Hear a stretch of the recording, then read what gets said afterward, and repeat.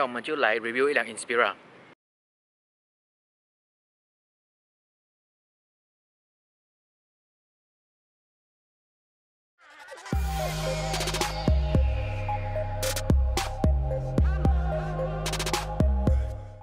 嗨，大家好，所以今天我就来 review 我身后这辆 Inspira。如果你们有看我的 video 的话，之前就 review 了一辆做了 Bolt-on Turbo 的 Inspira， 所以这辆 Inspira 也是做了同一种改装，但是它的不同处就是这辆是自排的，所以之前的影片中，如果你们有一些疑问，如果自排改 Bolt-on Turbo 会如何的话，今天这辆就会给到一个很好的答案。我先不怎样多说，我们就先看看它的引擎室内的东西如何。所以现在我们就先来讲讲它引擎室内的东西。这个也是一样，就是用这原厂 Inspira 的引擎，然后做了一个 Bolt-on Turbo， 就跟之前我 review 的那辆 Inspira 是做了一模一样的改装。所以它也用上了一样的是 TD0式的 Turbo， 但是因为那列 Turbo 是坐在引擎室的后面的位置，所以我拍不到给你们看那粒涡轮。这个是我本身蛮少见的一样东西，因为大多数的人如果做了 Open Port Filter 过后都不会再特别做一个 Airbox 这样来把它给盖上，所以这个就是一些比较细心的东西。所以这辆除了做了 Bolt-on Turbo 以外，它的引擎室内的东西都做得蛮干净的。内装方面的话，这辆还是蛮原厂的，但是跟之前那一辆 Inspira 是一样改上了 Mitsubishi 的方向盘。以你们所见的，这辆就是一个自排的 Inspira。好了，在你们 comment 之前，我知道这个 roll cage 不是很正规，因为如果是比较正规的话，这个防骨架是应该做的比较外面一点，然后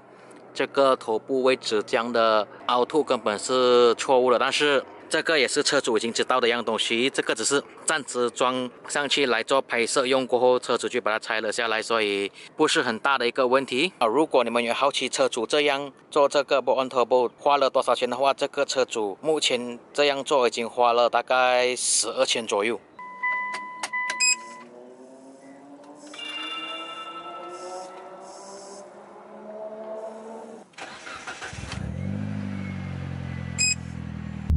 好了，大家说，现在我们就开始上路试试这辆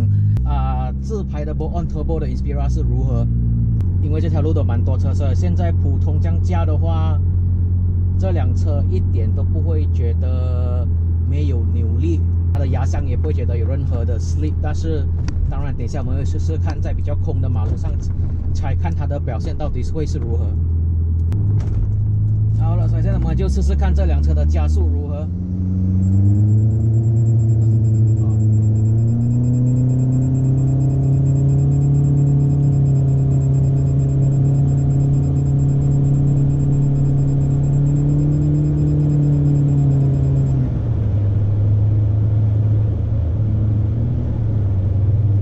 所以这辆车的加速它不会像普通一般的手压的 Turbo 车的扭力来的凶，它的之所以冲力没有那么凶，有可能是因为它 CVT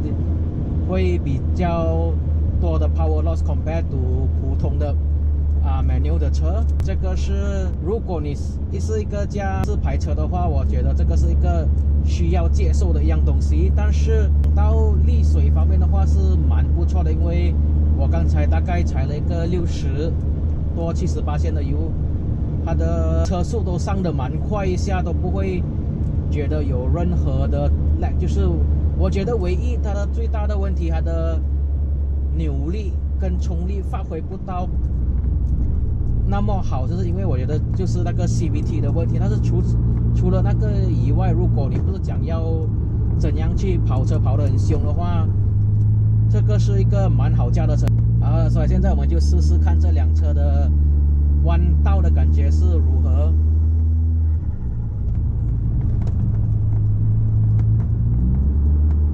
这辆车的 body roll 对我讲是蛮多一些，因为我觉得它的问题应该不是出在 suspension， 应该是在 anti roll bar 那一边的问题啊。因为 suspension 来讲的话，我觉得是够硬了啦，